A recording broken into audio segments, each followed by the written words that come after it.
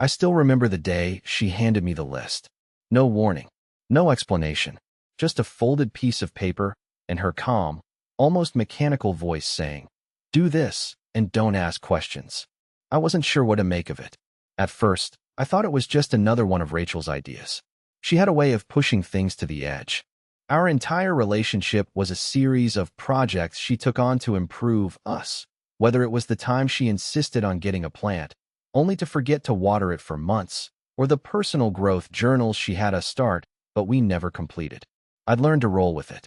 But this felt different. "You have your list. I'll check in later," she said, her voice void of any warmth, like she was handing me instructions for a work assignment. I had no idea what I was about to get into. It started with something simple enough. Make breakfast, and make it your choice. No more defaulting to scrambled eggs. It sounded easy, right? But the moment I stood in front of the stove, it hit me. What did I actually want to make? I hadn't chosen my own breakfast in ages. Rachel was the one who always picked, the one who knew exactly what she wanted, while I stood there, aimlessly deciding between oatmeal or toast. But today was different. Today, I had to make the decision. I stared at the ingredients, trying to muster some creativity. Pancakes? Too much effort. Bacon? I didn't even know how to cook it properly. The pressure started to build. The longer I stood there, the more ridiculous it felt. It was just breakfast. But it wasn't. It was a test. Every choice I made felt like it was being watched, an invisible eye lurking over my shoulder, grading my performance. I ended up making a disaster of scrambled eggs with too much salt and some burnt toast on the side. When Rachel walked in, she didn't say a word. She didn't need to. Her face said it all. "You tried," she finally said. But the words didn't feel like a compliment. They felt like a sentence. She didn't even taste the eggs. "Next," she said, tossing the list toward me. I felt like I was suffocating. What had I gotten myself into? That night, after I cleaned up the kitchen, the next challenge awaited me. Initiate a meaningful conversation. Talk about something other than work or the usual stuff. You'll know when it's right. I stared at her for a long moment. Initiate a meaningful conversation? What was I supposed to say? I never even noticed how little we talked about anything that wasn't surface level. I spent more time scrolling through my phone than actually connecting with Rachel. Was this her way of making me better? Or was it some twisted game? When I finally started talking, asking her how she was feeling, what she truly wanted from life, she seemed surprised. Not in a good way, though. It was like I'd interrupted something, like she didn't know how to respond. After a long silence, she nodded. "That was okay. But there's more to it. I want you to lead. I want you to be the leader. In all of this." The words hung in the air. Led? I thought I was supposed to be learning from her. But Rachel had other plans. She was slowly but surely turning me into something I wasn't. She wanted me to be a version of myself that didn't exist yet, and honestly, I wasn't sure if I wanted to become that person. The challenges started piling on, getting more bizarre by the day. Plan an evening out. You have to choose the restaurant and the activity. Surprise me. And then, pick something we can do together that I wouldn't usually choose. Make the decisions. All of them. Rachel wasn't just testing me. She was controlling me. And the more she pushed, the more I tried to fight it. But I couldn't. Every time I failed, I felt like I was losing myself. I wasn't allowed to choose the food, the plans, the conversations. It was all on her terms now. But the problem was, I didn't even know who I was anymore. Each day felt like I was moving further into a hole I couldn't climb out of. Rachel wasn't just asking for change. She was demanding it, making it feel like everything I did wasn't good enough. But when the final test came, when everything I had done, every decision, every attempt, was about to culminate into something bigger than I could comprehend, I realized how far we'd really gone. It wasn't just about breakfast anymore. It wasn't just about choosing a restaurant or having a conversation. It was about control, about manipulation. And Rachel had it all. But the moment I realized that, it was too late. What she had planned for me wasn't just a change, it was a transformation. One I wasn't sure I wanted. And by the time I figured it out, things had already started to fall apart. The next morning, I woke up feeling like I had just run a marathon. Rachel's transformation plan was starting to feel less like a self-help initiative and more like a boot camp, where every misstep led to a greater failure. I had no idea how deep I was already in it, but with each new challenge, I started to feel like I was suffocating. That day, Rachel handed me a new note.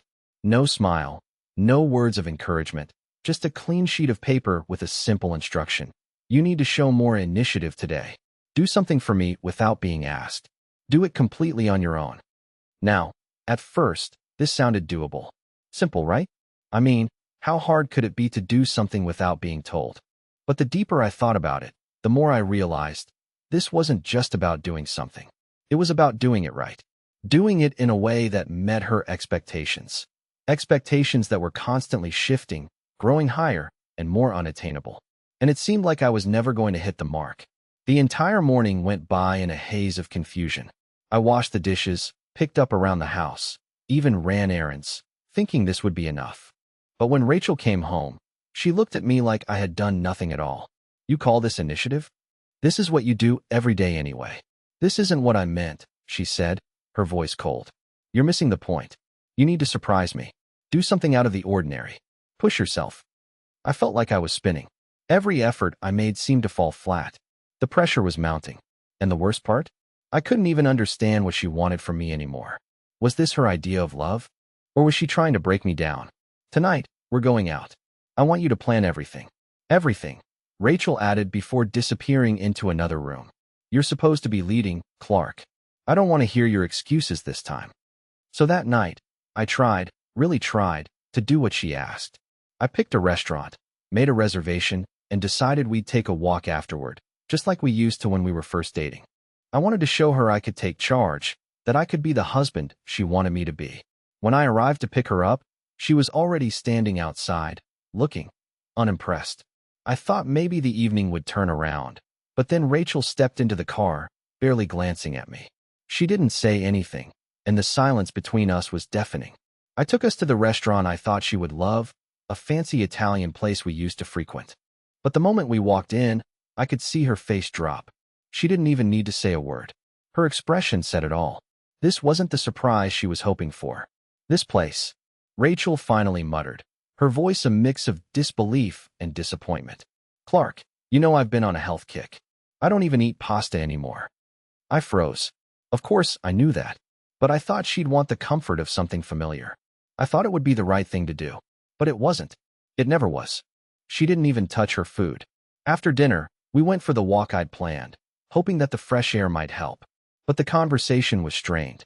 We barely spoke, and when she did talk, it was just criticism. I couldn't get a single word of appreciation out of her. This is what I mean, Clark. You don't listen. You don't see what I need. I've told you time and time again what I want, and yet you keep missing it. I wanted to argue. I wanted to shout. But I didn't. I just stood there, in the cold night air, feeling more lost than I'd ever been. It was like she was watching me, grading me, constantly waiting for me to fail. And fail I did. The next day, she handed me yet another note, this time with a task I never saw coming. Take a full day off. You will not make any decisions for 24 hours. Let me take the reins. I want you to step back and let me handle everything. At first, it sounded like a relief. I could finally stop trying so hard, stop worrying about getting it wrong.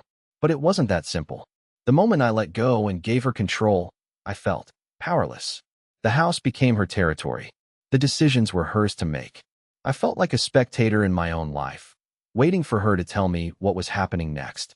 And that's when I realized how far gone I was. This wasn't about me becoming a better husband. This wasn't about me growing. This was about control.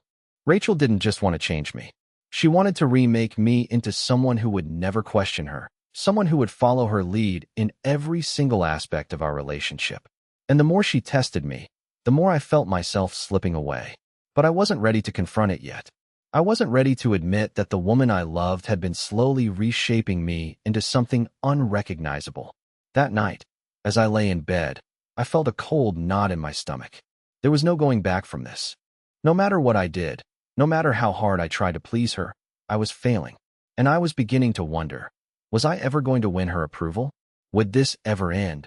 Or was this just the beginning of a transformation I wasn't sure I wanted? I couldn't stop it, but I wasn't ready to give up, either. It's strange how quickly things can shift without you even realizing it. One moment, everything is fine, and the next, everything is a test. Rachel had always been the one to make decisions, to lead, to organize. I always went along with it because I didn't mind. Or at least, I thought I didn't mind. But now, everything felt different. It wasn't just about the tasks, the challenges, the tests. It was about control. About her control. I spent the next few days trying to be everything she wanted me to be. I focused on the challenges she set for me. I followed her orders, made the decisions she told me to make, and tried to meet every single expectation she set. But no matter how hard I tried, it was never enough. She was always looking for something more, something deeper, something that was never there. She didn't just want a new Clark. She wanted a perfect version of him. But what she didn't see, what I didn't have the courage to tell her, was that I wasn't perfect. I was me. And no matter how many times I tried to step up, to play by her rules, I was always falling short. And then came the night that would change everything. It was a Friday evening when Rachel announced that we were going to attend a work event together. At first, I was relieved. This was something familiar, something I could handle. I figured this would be a chance to reset. I could focus on her work, her friends, be the supportive husband I was supposed to be. But I didn't realize that this was her next test. I was getting dressed when Rachel came in to check on me. She was wearing a sleek dress, her hair perfectly styled, and for a moment, I thought maybe this night would be different. Maybe I could just relax and enjoy her company. Maybe this was the reset I needed. But as soon as she saw me in the mirror, her eyes narrowed. "You're wearing that?" she asked, her voice dripping with something I couldn't quite place. I froze. "What's wrong with it?" She let out a sigh, and I could practically feel the disappointment radiating from her. "Clark, you've been wearing the same outfit to every event we go to. Don't you want to stand out? Don't you want to look better?" I glanced at the outfit I had chosen. It wasn't anything spectacular, but it was comfortable, familiar. It was just a simple button-up shirt and some slacks. Nothing too flashy, nothing too bold. But apparently, it wasn't enough for her. I watched as she rolled her eyes. "You know what? Forget it. I'll pick something out for you. You clearly can't do this on your own." And that's when it hit me. She was never going to stop. I wasn't just failing at the challenges. I was failing at being me. After the event, things only got worse. We sat at a table with her colleagues, and I tried to make conversation.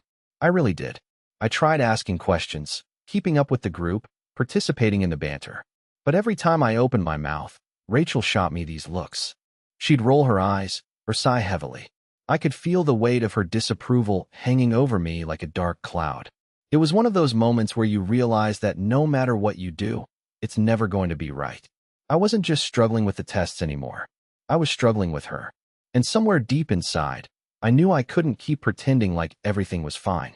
By the time we got home, I was exhausted, mentally drained.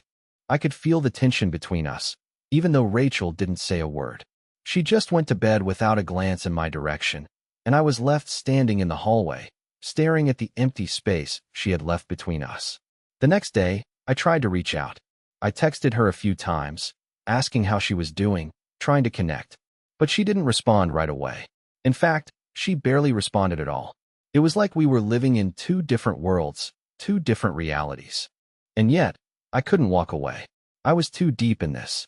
I was in her world now, and she was the one controlling it. I woke up the following morning to a new note from Rachel. "You failed last night. You failed to make me proud.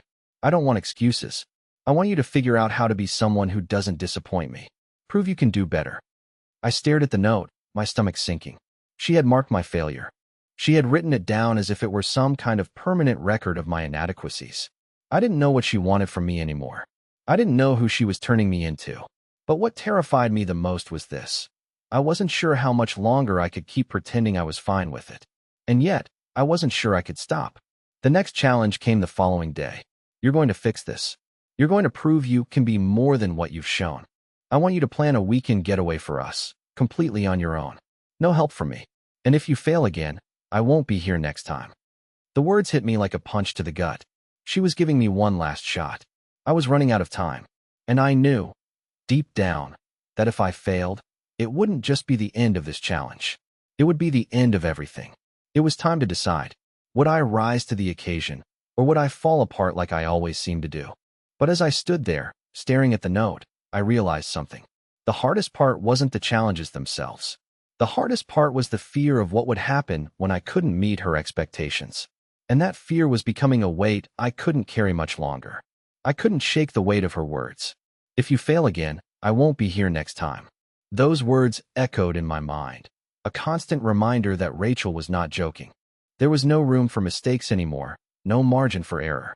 She had put me in this position, created this endless cycle of tests and challenges, and now, it seemed like I was at the edge of a cliff, waiting for the moment when I'd fall off.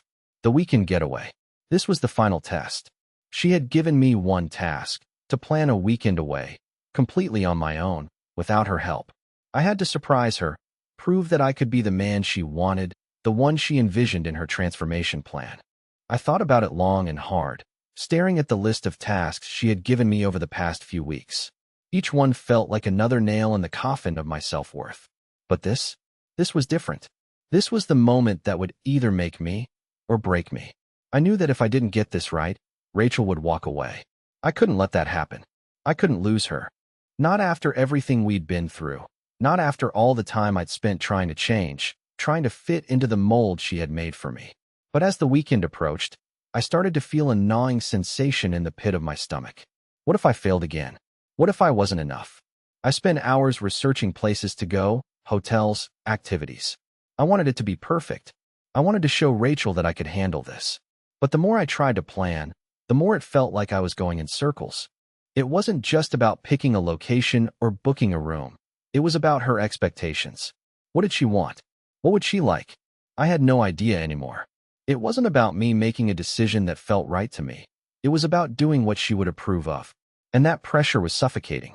The night before we were supposed to leave, I finally decided on a place, some small bed and breakfast in the mountains. I thought the peacefulness and isolation might be what we needed, a break from the chaos of everyday life.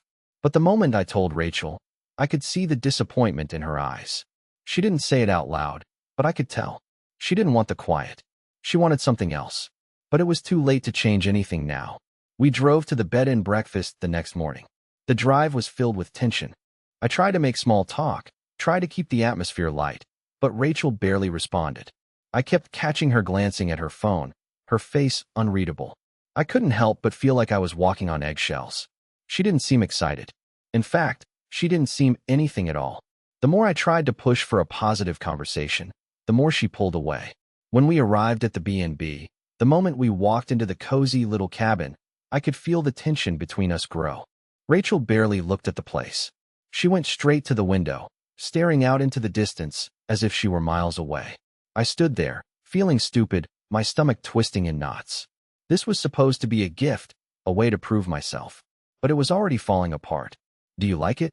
I asked, trying to sound upbeat. Rachel didn't turn to face me. "It's fine," she said flatly, her voice distant. "I guess." My heart sank. Fine. After all the effort I had put into planning this, I had chosen everything based on what I thought she would like, what I thought would impress her. But none of it seemed to matter. Nothing seemed to be enough. I spent the next few hours trying to salvage the day. I suggested we go for a walk, get some fresh air, explore the area. But Rachel wasn't interested. She spent most of the time in the room, either on her phone or just staring at the wall, lost in thought. I was starting to realize just how much I had lost her. She wasn't here with me. She wasn't present. She was somewhere else. By dinner time, I was exhausted. I had tried so hard, yet it felt like I had failed before we even began. I prepared the meal, set the table, tried to create a romantic atmosphere. But when I brought the food to the table, Rachel barely looked up. She took a bite, nodded, and then turned back to her phone. That was it. There were no compliments, no gestures of appreciation, no acknowledgement of my effort. I sat across from her, feeling more alone than I had ever felt in my life. This was supposed to be the moment where everything clicked, where I proved that I could make her happy. But instead, it felt like the final nail in the coffin. I had tried to be the man she wanted, the husband she dreamed of. But I wasn't that man. I wasn't good enough. And no matter how much I tried, no matter how many tests I passed or failed, it felt like I was losing myself in the process. After dinner, Rachel went straight to bed, leaving me sitting at the table alone. I stared at the empty chair across from me, realizing that she wasn't the same woman I married. And I wasn't the same man I used to be either. The next morning, I woke up to a note on the pillow beside me. It was simple, direct, just like all the others. "This isn't working, Clark. You're still not who I need you to be. I need more. I want more." More. That word haunted me. No matter how much I gave, no matter how much I changed, it was never enough. I had tried so hard to fit into this mold she had created, but I was suffocating. And I couldn't keep pretending that everything was fine when it was so clearly falling apart. I wanted to walk away. I wanted to scream. I wanted to say that I had had enough, that I couldn't keep doing this. But I didn't. I couldn't. Because somewhere deep inside, I still wanted to prove something. I still wanted to show her that I was the man she wanted, even if I didn't know who that man was anymore. But the question that kept running through my mind was this. Was I losing myself for nothing? And even if I succeeded, would it be enough to make her stay? It was after the weekend getaway that things really began to unravel. Rachel's words from that morning echoed in my head. I need more. I want more. She wasn't asking anymore. She wasn't just looking for change, she was demanding it. And I couldn't deliver. No matter how hard I tried, no matter how much I reshaped myself to fit the version of me she had created in her mind, it was never going to be enough. The moment we got back from the trip, I knew something was different. The distance between us was palpable.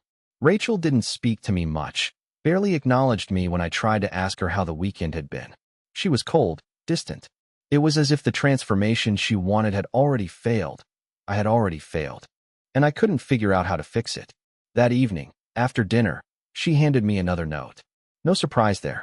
This was her way of communicating now, her way of grading me, testing me without actually saying it out loud. I unfolded it, my stomach already sinking as I read the words. You didn't pass. You didn't get it. I need someone who can do more than just try. I need someone who can keep up, who can lead. I can't keep waiting for you to figure it out. I stared at the note for what felt like hours. The words blurred in front of my eyes, but the message was clear. I had failed. Again. And this time, I didn't know how to come back from it. She didn't even ask for an explanation. There was no room for discussion. She had made her decision, and there was nothing I could do to change it.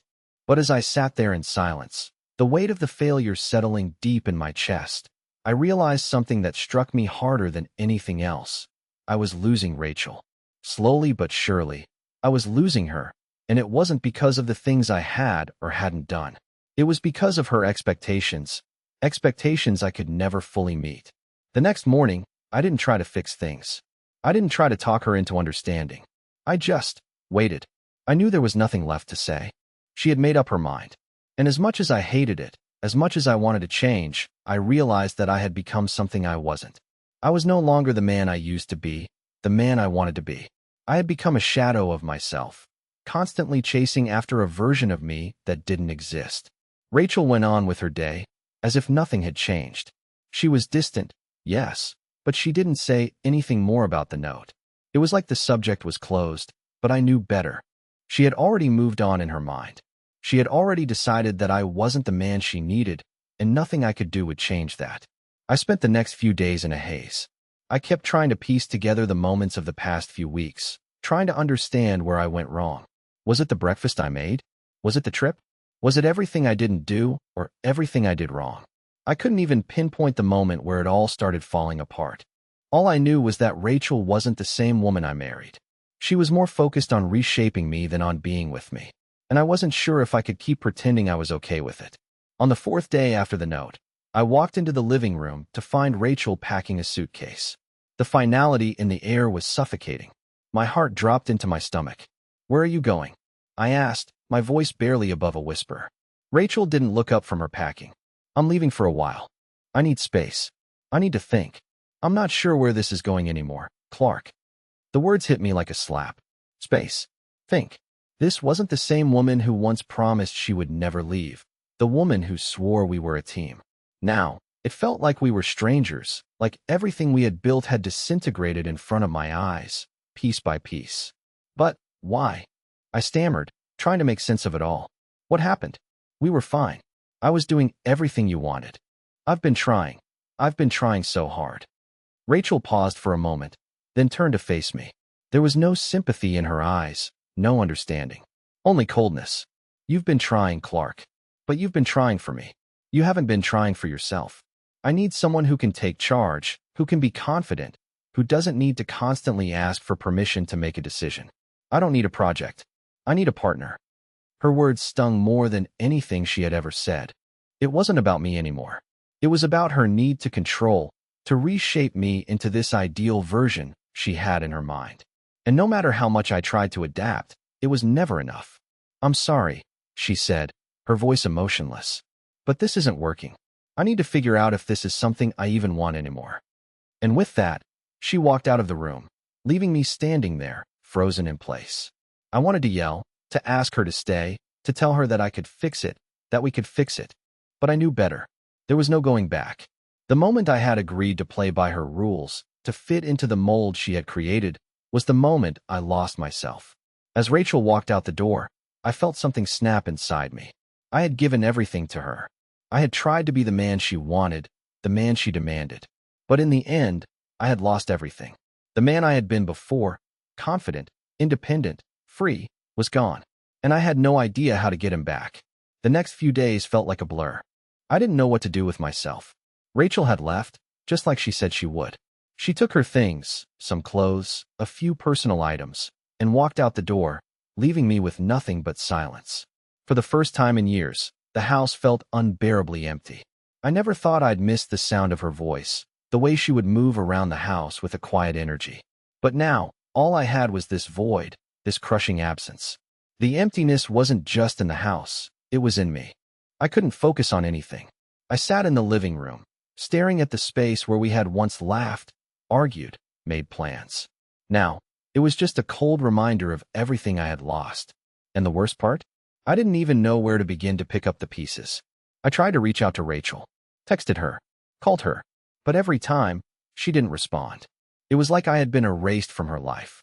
The texts went unanswered, and the calls went straight to voicemail. The woman I had spent 8 years with had become a ghost. She had moved on, and I was still stuck in this endless loop of regret. I spent the first few days in a daze. I went through the motions, ate when I remembered to, went to work, tried to interact with people like I was still the same Clark. But I wasn't. I wasn't the man I used to be. Every decision I made felt like a reflection of how badly I had failed. I had tried to become someone else for Rachel, someone she could love, someone who could meet her expectations. But in the process, I had lost myself. It wasn't until the 4th day that I finally cracked. I was sitting in the kitchen, looking at the same note Rachel had left behind on the counter. "I need someone who can lead. I don't need a project. I need a partner." Her words echoed in my mind, over and over again, until they became a constant hum, like a bad song I couldn't shake. It was in that moment of self-loathing, staring at my reflection in the kitchen window, that I realized something. Rachel wasn't the problem. She had her own needs, her own expectations, and I had tried to mold myself into the man she wanted. But I had completely ignored one crucial thing. What about my own needs? I had spent so much time trying to fix myself, trying to become who she wanted, that I had completely forgotten about who I was. I had been so focused on meeting her expectations, so consumed by the fear of disappointing her, that I had abandoned the very things that made me, me. The realization hit me like a wave. I wasn't just failing because of Rachel's expectations. I was failing because I had stopped listening to myself. I had been so focused on being the perfect husband, the perfect man, that I had ignored my own voice, my own desires, my own dreams. I didn't even know who I was anymore. It was then that I made a decision. I wasn't going to keep chasing her approval. I wasn't going to keep trying to fit into a mold that wasn't mine. It was time to take back control of my life, no matter what that meant. But even as I made that decision, a part of me couldn't let go. A part of me still wanted Rachel back, still wanted to fix things, still wanted to be the man she needed. But that part of me was fading, slowly but surely, replaced by something stronger. Something that told me it was time to rebuild, not for her, not for anyone, but for myself. I didn't know where I would go from here, but I knew one thing. I wasn't going to let Rachel define me anymore. I wasn't going to let her expectations control who I was or who I would become. But there was still one thing I had to do. One thing I needed to face before I could move on completely. I needed to see Rachel.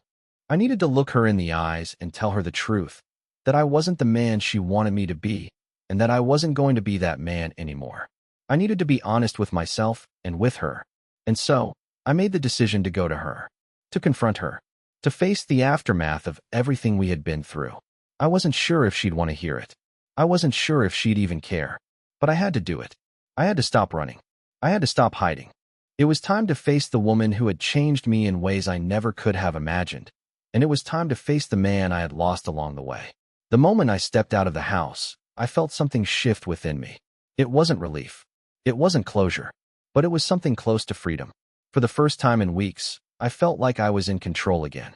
I didn't know what would happen when I saw her, but I knew one thing for sure. I wasn't going to let her decisions, her expectations, or her absence define me any longer. It was time to let go of the past and take the first step toward finding the real me again. I stood in front of her door, my hand frozen in midair, just an inch away from knocking. My heart pounded in my chest, a drumbeat that seemed to drown out everything else around me. For a moment, I hesitated. What was I even doing here? What was I hoping to accomplish? Was I really ready to confront Rachel, to face the woman who had broken me and rebuilt me into something unrecognizable? The past few weeks had been a whirlwind of confusion, self-doubt, and a desperate attempt to prove I was worthy of her love. But now, as I stood there, the weight of the last few months settled heavily on my shoulders. I wasn't the man I used to be. I had changed, whether I wanted to or not. And now, I was here, standing at her door, hoping that somehow, some way, I could find the pieces of myself that had been lost in this twisted game of expectations and control. I knocked. The door opened slowly. Rachel stood there, looking exactly the same as I remembered, poised, beautiful, and effortlessly put together. But there was a coldness in her eyes that I hadn't seen before. The warmth that used to radiate between us had vanished, replaced by a wall of indifference. "What are you doing here, Clark?" Her voice was flat, almost disinterested, but I could hear the underlying tension in her words. I need to talk to you," I said, my voice cracking slightly. I wasn't prepared for this. I wasn't prepared for the storm of emotions that rushed through me the moment I saw her again. I thought I was ready, but I wasn't. She stepped back, opening the door just enough to let me in. I walked inside, unsure of where to begin. The apartment looked exactly the same, but it felt different. Empty, like a stage set without actors, abandoned and hollow. Rachel didn't sit down. She didn't ask me what I wanted. She just stood there, waiting for me to speak. And I realized, in that moment, that I didn't have the words I needed. I had so many thoughts running through my head, so many things I wanted to say, but nothing seemed right. Everything felt wrong, like I was too late, like the bridge between us had already burned, and now, there was nothing left to salvage. "I've been thinking," I started, my voice shaky. "I've been thinking about everything. About what you said, about how I wasn't enough, how I couldn't meet your expectations. I've been trying, Rachel. I've been trying so hard to be the man you wanted. But," I trailed off, unsure of how to finish. What could I say that would make a difference? How could I explain the toll this had taken on me, how I had lost myself in the process of trying to please her, trying to be someone I wasn't? Rachel crossed her arms, her gaze never leaving mine. "You're still not getting it, Clark," she said, her voice barely above a whisper. "It's not about trying. It's about being. It's about doing what's expected, without hesitation, without second-guessing every move. You were always waiting for my approval. You were never the one in charge. I don't want a partner who needs my constant guidance. I want someone who can take control, who can lead me." Her words hit me harder than anything I had imagined. I had been so consumed with the idea of becoming what she wanted, I never stopped to ask if it was what I really wanted. I had been so desperate for her approval that I had forgotten to stand up for myself. I had forgotten to be myself. "Rachel, I don't think I'm the person you want me to be," I said, the words finally tumbling out of me. "And maybe that's okay. Maybe it's time to accept that we're not the right fit anymore. I've changed, I see that now. But I can't keep trying to be someone I'm not just to meet your standards. I can't keep doing this. It's destroying me." Her expression didn't change. She looked almost resigned, like she had already made up her mind, like she had already decided that this was the end. "You still don't understand," she said softly. "This wasn't about destroying you. This was about making you better. But if you can't see that, if you can't see why I pushed you, then maybe we're both wrong." I stood there, feeling the weight of her words pressing down on me. It was like we were two strangers now, standing in a room that once held everything we had built together. But there was nothing left. The connection was gone, replaced by a cold, unbridgeable gap. And I realized then that Rachel was never going to change. She would always see herself as the one who had it all figured out, the one who had the right to control, to mold, to reshape. And I wasn't going to be her project anymore. I don't want to be better for you, I said, my voice firmer this time. I want to be better for myself. I want to be me again. And if you can't accept that, then maybe this is where we part ways. Rachel looked at me for a long time, her eyes searching my face as if she were looking for something she could still hold on to.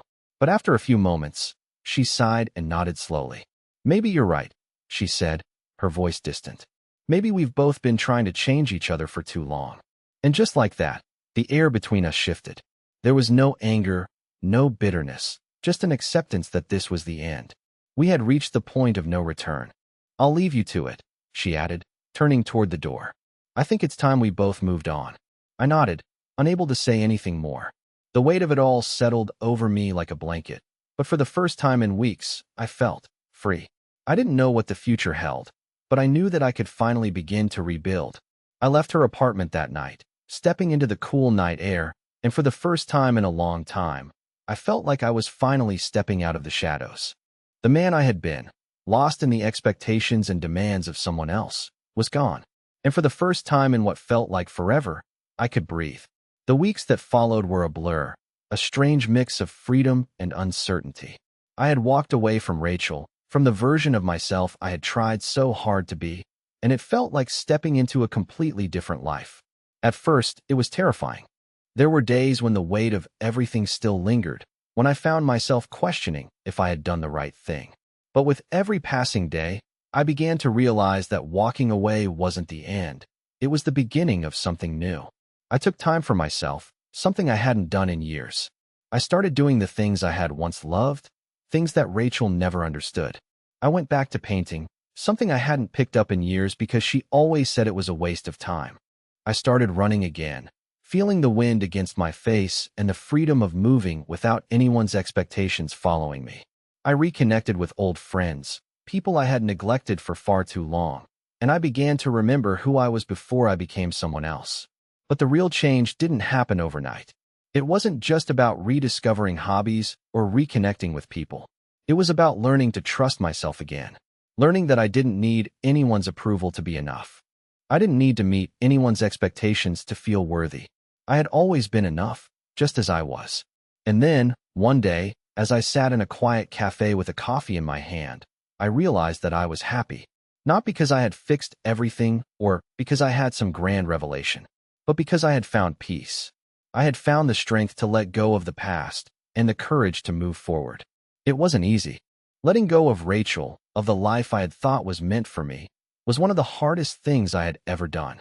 But in doing so, I had opened up space for something better. For me. Months later, I ran into Rachel again. It wasn't planned. I was at a local park, taking a walk when I saw her. She was sitting on a bench, reading something on her phone, looking just like she always had. At first, I hesitated. I didn't know what to say, or if I even wanted to speak with her. But something inside me told me this was a moment I had to face. I walked up to her, and she looked up, surprised. There was no tension in the air, no bitterness. Just a quiet understanding. "Clark," she said softly, her voice neutral. "I didn't expect to see you." I nodded, unsure of how to start, but then I just spoke from the heart. "I'm doing well, Rachel," I said, my voice calm. "I've been working on myself. Really working on myself. And I'm okay. I'm more than okay. I've found peace." She looked at me for a long moment, and for the first time, I didn't see the coldness or the judgment. There was a softness in her eyes, a recognition of the person I had become. A quiet nod of understanding passed between us. "I'm glad to hear that," she said, her voice sincere. "I really am." We didn't need to say more. There was no need for apologies or explanations. What had happened between us couldn't be undone, but in that moment, I realized something important. We had both changed, and that was okay. We didn't need to be what we once were. We could both move forward, separately, but in a way that was better for us both. As I walked away from her that day, I felt a weight lift off my shoulders. The old Clark, the man who had been lost in someone else's expectations, was gone. But the new Clark, the one who had found himself again, was just beginning. And for the first time in a long time, I knew that everything was going to be okay. I had learned the most important lesson of all. Sometimes, letting go isn't about giving up. It's about making room for the future. I wasn't just surviving anymore.